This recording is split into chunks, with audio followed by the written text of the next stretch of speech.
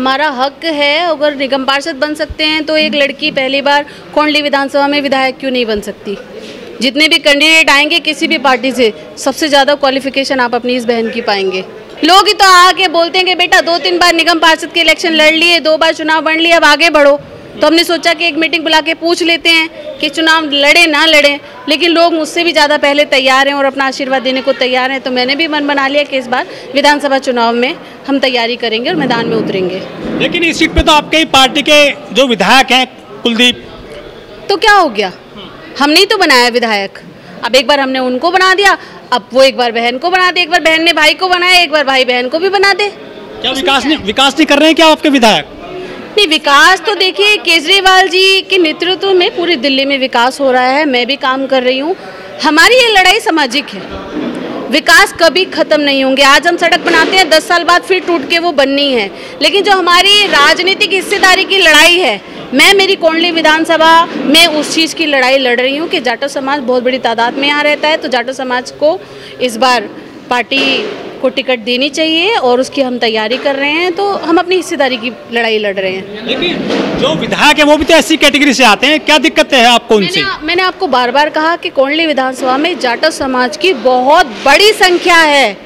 तो अगर एक बार विधायक हमने अपने छोटे भाई वाल्मीकि समाज के कुलदीप भाई को बना दिया, तो इस बार वो भी अपनी बहन को बना दे, अगली बार फिर हम उनको बना देंगे, फिर अगली बार वो हमको बना दे। भाई बहन का प्यार बरकरार रहेगा। परिवार के हम बच्चे हैं, वो भाई है, मैं बहन हूँ, उसको भी एक रोटी का आधा हिस्सा मिल जाएगा, मुझे भी एक रोटी आधा हिस्सा मिल जाएगा। ये तो पार्टी हाईकमान करेगा ना, कौन लड़ेगा चुनाव, किसको टिकट मिलेगा?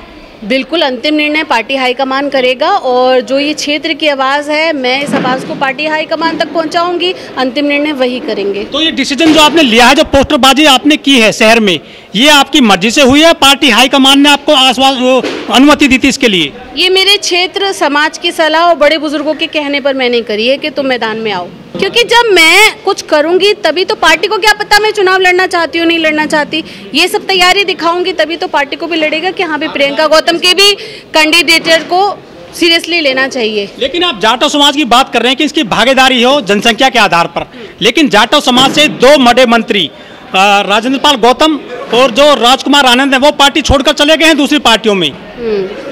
तो देखिए सबके अपने अपने रीज़न होते हैं। अब उनकी विधानसभा में क्या चल रहा था ये मैं नहीं कह सकती, मेरी विधानसभा में क्या चल रहा है ये मुझे अच्छे से पता है, और मुझे क्या करना चाहिए ये मुझे अच्छे से पता है। जब तक हमारा समाज एक नहीं होगा और राजनीति में नहीं आएगा, बाबा साहब की उस उंगली के इशारे को नहीं समझेगा, सब चीज़ का सारे जुल्म अत्याचार का एक ही दौर है। बाबा साहब ने जो उंगली दिखाई है उस पार्लियामेंट में घुसेंगे नहीं, तब तक इस देश के हुक्मरान नहीं बनेंगे, तब तक हमारे ऊपर ये पीड़ा, ये जुल्म, ये सितम ये होता रहेगा। तो जातिवादी गुंडे तो खुद सरकार में बैठे हैं ना, इस वजह से उनको संरक्षण मिलता है। जब सरकार में हम बैठेंगे तो अपने समाज को बचाएंगे, उसके खिलाफ हो रहे जुल्म जाति के खिलाफ खड़े होंगे, अपने समाज को सेव करेंगे, उनके हक अधिकार की बात करेंगे जैसे कि आज हमने करी।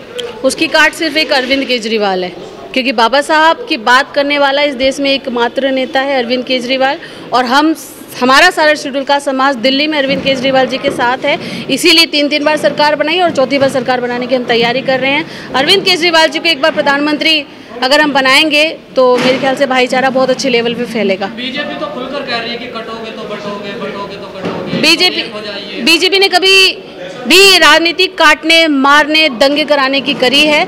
हम आपस में ना बटेंगे ना कटेंगे, प्यार मोहब्बत से रहेंगे, प्यार मोहब्बत से अपने हिस्सेदारी की लड़ाई लड़ेंगे। किसकी तरफ इशारा है कि बटोगे तो कटोगे, किसकी तरफ इशारा कर रही है? देखिए बीजेपी जातिवादी है, नस्ल भेद की राजनीति करती है, धर्म की राजनीति करती है, तो इशारा भी वहीं पर ही है।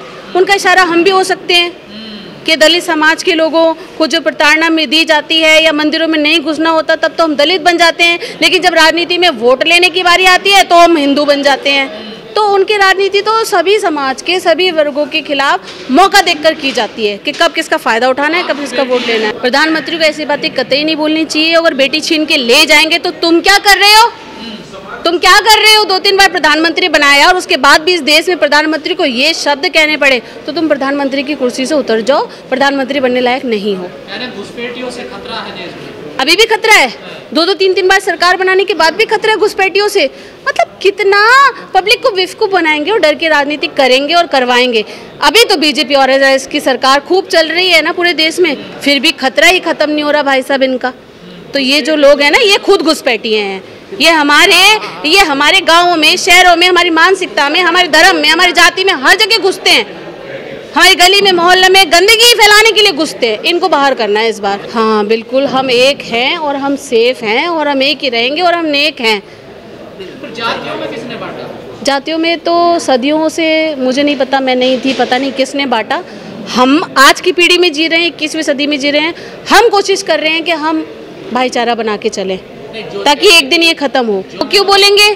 क्योंकि जाति के नाम पे बोल गए। तो अभी मैंने क्या बात करी, हम अपनी हिस्सेदारी की बात करेंगे। आज जाटो समाज की हिस्सेदारी की मैं बात कर रही हूँ ना, क्योंकि बाबा साहब की बदौलत में पढ़ लिख कर वकील बनी, LLM किया, LLB करी, तो मेरी मानसिकता खुली, मेरी बुद्धि खुली। शिक्षा और कलम ने मेरी बुद्धि को खोला, तो मैं अपने हक अधिकार की बात कर रही हूँ। वो जाति की बात क्यों करेंगे? क्योंकि जातियों में तो उन्होंने बिल्कुल बांट के ही रखना है। क्योंकि जब जाति के आधार पे मंदिरों में नहीं घुसने दिया जाता तो हम दलित बन जाते हैं। जब राजनीति में भागीदारी करने की बात होती है या वोट देने की बात होती है, हमारा वोट लेना होता है, तो हम हिंदू बन जाते हैं। अभी भी खतरे में है, तो शर्म आनी चाहिए मोदी जी को। शोभा यात्रा नहीं निकाल सकते, हिंदुओं के ऊपर पत्थरबाजी हो जाती है। तो इसकी जवाबदेही तो मोदी जी की ज़्यादा बनती है ना, कि अगर हम हिंदू हैं तो हम आपके होते हुए भी खतरे में हैं, तो आपको कुर्सी से तुरंत हट जाना चाहिए। हम किसी और को बैठा के देखें।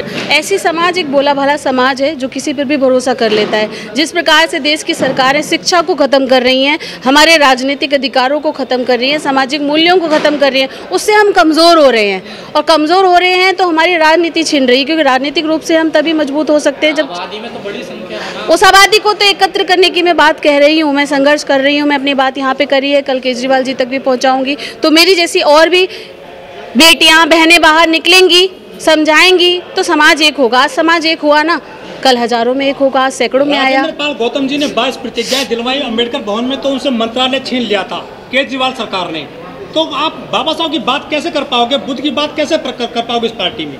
नहीं, कोई किसी का अधिकार नहीं छीनता, और मैं बाबा साहब की बात करती हूँ, करती थी और मरते दम तक करती रहूँगी, चाहे मैं विधायक बनूँ चाहे मैं ना बनूँ। गौतम भी साहब भी यही कहते थे। तो हम बाबा साहब के अनुयायी हैं ना, तो क्या बाबा साहब की, तो केजरीवाल जी भी तो बाबा साहब की बात करते, तो बाबा साहब की विचारधारा को फैलाने की जिम्मेदारी प्राथमिक रूप से हम दलित समाज के लोगों की बनती है। जो केजरीवाल जी एक तरफ बात करते हैं कि बाबा साहब की संविधान की बात करते हैं, एक तरफ फोटो लगाते हैं संविधान बाबा साहब की, भगत सिंह की लगाते हैं। हाँ, वो मंदिर में चले जाते हैं हनुमान के में, वो वहाँ क्यों नहीं जाते हैं बाबा साहब के चरणों में फूल चढ़ाने के लिए? नहीं, बाबा साहब पे भी फूल चढ़ाते हैं, ऐसा नहीं है। वो सीधे हनुमान मंदिर में गए, क्योंकि वो जिस जाति और जिस कर रहे हैं क्या धर्म के नाम पर? नहीं, मैंने फिर बोला, अंबेडकरवादी विचारधारा को देश में फैलाने का जिम्मेदार पहले दलित समाज के लोगों का है कि बाबा साहब के समाज के लोगों का है। अन्य समाज के लोग उनसे प्रभावित हैं, उन्हें अच्छा मानते हैं, उन्हें मानते हैं, लेकिन भारत का संविधान उन्हें इजाज़त देता है कि वो जिस धर्म में खुश हैं, जो उनको रीति रिवाज करना पसंद है, उसकी भी तो आज़ादी देता है। केजरीवाल जी को मंदिर जाना अच्छा लगता है तो वो जाते हैं वहाँ पे। ये कोई ज़रूरी नहीं है कि बाबा साहब की बात करते हैं तो वो मंदिर नहीं जाएंगे। क्या हमारे लोग मंदिर नहीं जाते क्या? जिनको हम चुभते हैं और जो लोग चाहते हैं हम सत्ता में ना आए, हमारा समाज मजबूत ना हो, हम लोग एक ना हो, वो लोग ये बात करते हैं। तो इसलिए उनको सत्ता से हटाना बड़ा जरूरी है। केजरीवाल जी कहते थे कि हम कट्टर ईमानदार हैं, बाकी सब चोर हैं। वो खुद जेल में रहे, उनके 3 मंत्री जेल में रहे। तो जब आप पे करप्शन का आरोप लग चुका है बड़ा पैमाने पर, तो आपको वोट मिलेगा नेक्स्ट टाइम? आरोप लगना अपराध को सिद्ध करना नहीं होता। इस देश में सैकड़ों, हजारों, लाखों केस फर्जी लगे पड़े हैं और कई युवा अपनी ज़िंदगी बर्बाद कर रहे हैं जेल में। तो उनमें से एक केजरीवाल जी भी हैं जो सरकार की गलत नीतियों की भेंट चढ़ गए, आगे बढ़ रहे थे, नहीं देखा जा रहा। बाबा साहब का नाम लेके आगे चल रहे थे, नहीं देखा जा रहा लोगों से। तो इस वजह से केस झूठा है, सच्चाई तो कोर्ट डिसाइड करेगा ना। अब केस लग गया, जेल में चले गए, तो इसका मतलब वो अपराधी तो नहीं हो गए ना। न्याय तो थोड़ी देर से मिलेगा, न्यायालय देगा न्याय, भारत का संविधान न्याय देगा। हम बम्पर जीतेंगे और दिल्ली में फिर से सरकार बनाएंगे चौथी बार।